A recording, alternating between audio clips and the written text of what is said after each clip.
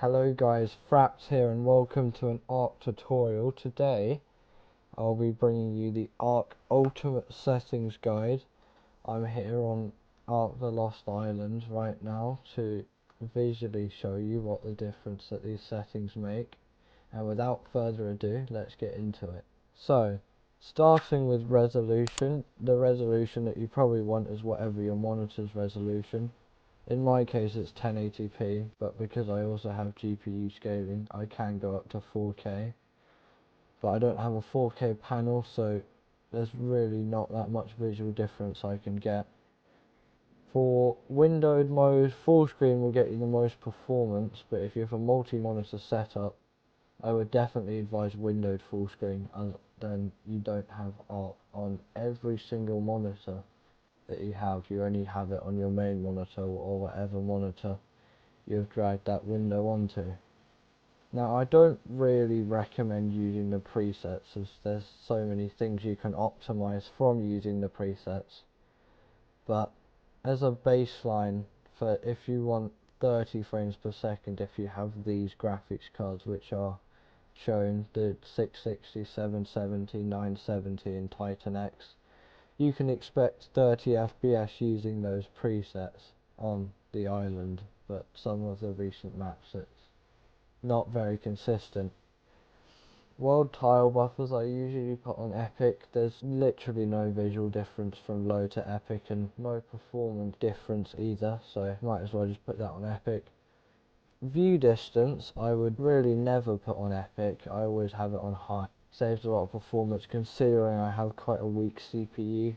High runs a lot better for me, and it's also quite GPU demanding as well. Mainly depending on your CPU, you'll select low, medium and high. But for a dual core you probably want low, 4 cores you want 6. If you've got 6 cores like me, and go for high, or if you have 8 cores or higher, you can probably go for epic.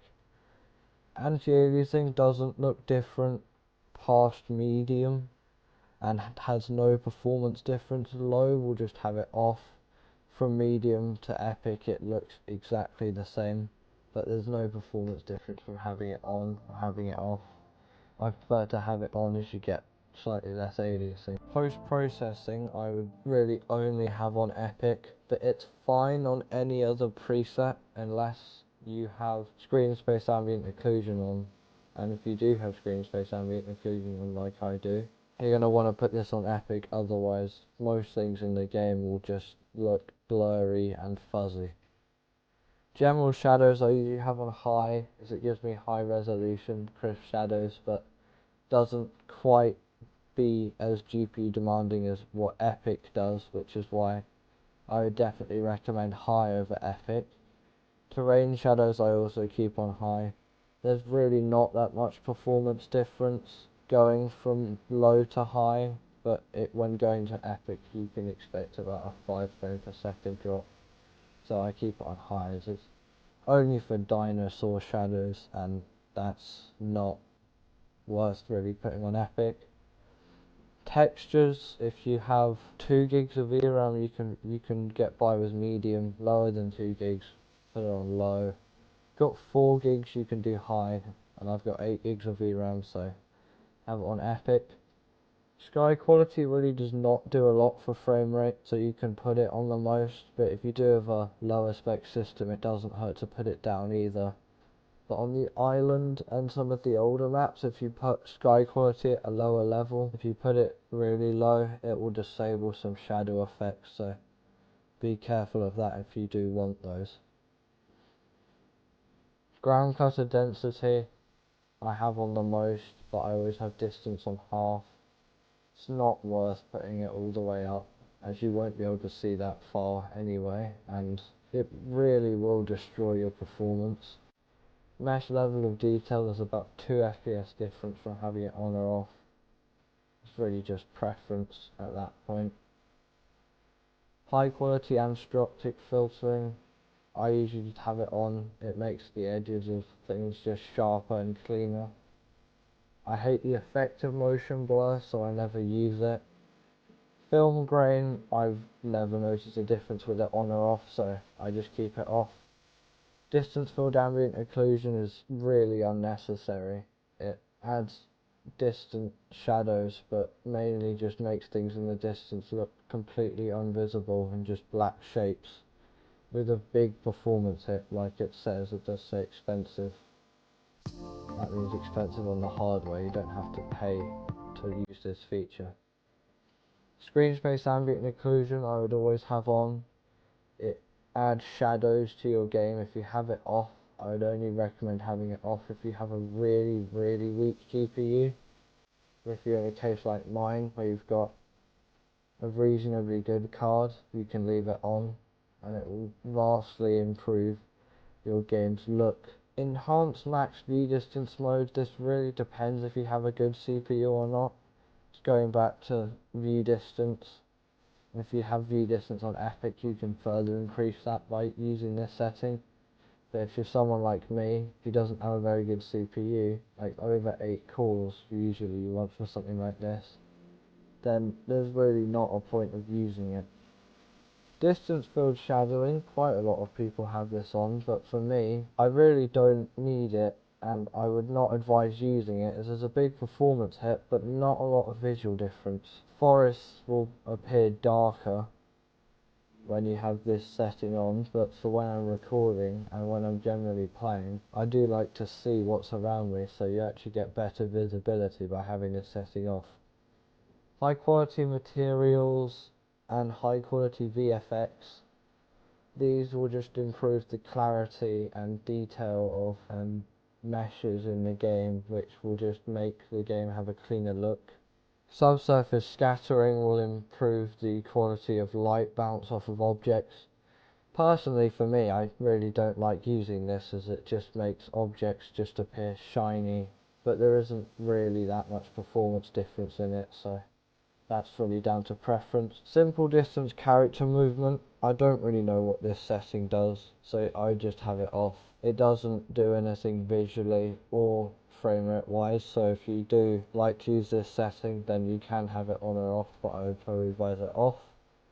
High quality LODs just boost the model detail of distant objects, which will just improve the clarity of distant things, and especially if you're flying around on a creature, this will vastly improve your performance. There is about a 5 FPS performance hit, so if you do have a under 4 core CPU, this probably is not advisable.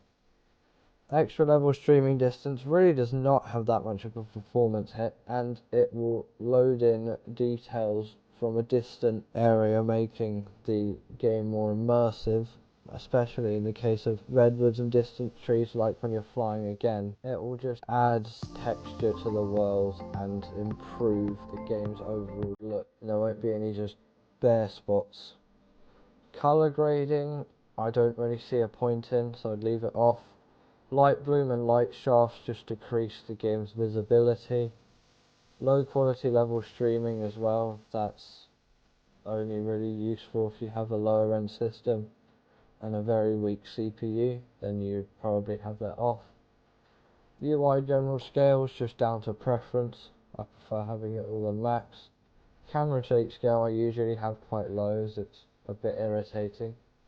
FOV I always have maximum, and look left and right sensitivity I just have on the default values, so that's all down to preference. I don't invert my controls, don't really know what these settings do here, so I just leave them off. And NPC subtitles is on by default, and I'd rather have that on. Right, now going into the other settings tab, degradation at all. I have all of the default values here ticked, as this is just all set by the game, so your settings will look like this. For this column, I don't touch this column here, so this is really what you should be using, and it has no performance degradation at all. I have all of this the same, apart from I got rid of give default survivor items, but that's down to preference. And also, I really don't recommend having animation staggering and low quality animations on, unless you have an obscenely weak CPU. as these just make distant dinosaurs look just really awful, because they'll be running at like 5 frames per second, and it really ruins the immersion of the game. So now that I've gone through my advanced settings, this is what these settings look like in game. This is Lost Island. I've got a frame rate counter as well. I do aim for 60 frames per second, but I am currently CPU bottlenecked, so a few of the settings that I did say should probably lower a bit more. But on most maps this could consistently keep 60. It's just I'm using Lost Island as a demonstration because it is a very CPU intensive map and performance will vary from map to map. Scorched Earth I think is the lightest map to run, but like foresty maps, foresty areas will be the kind of most intensive thing on the CPU, and resolution settings will be the most intensive on the GPU. So if you do have to lower those because of a lower end CPU or a lower end GPU, then you can, but I will be getting a CPU upgrade soon, so I'm just going to keep the settings like this, and I am keeping over 30 frames per second, so it is still a playable frame rate. I hope you have enjoyed today's video, and I hope that you've taken something useful from it. With that, that's going to be the end of today's video. Please like and subscribe if you enjoyed this video. There'll be more content coming soon, and I will see you all later. Goodbye.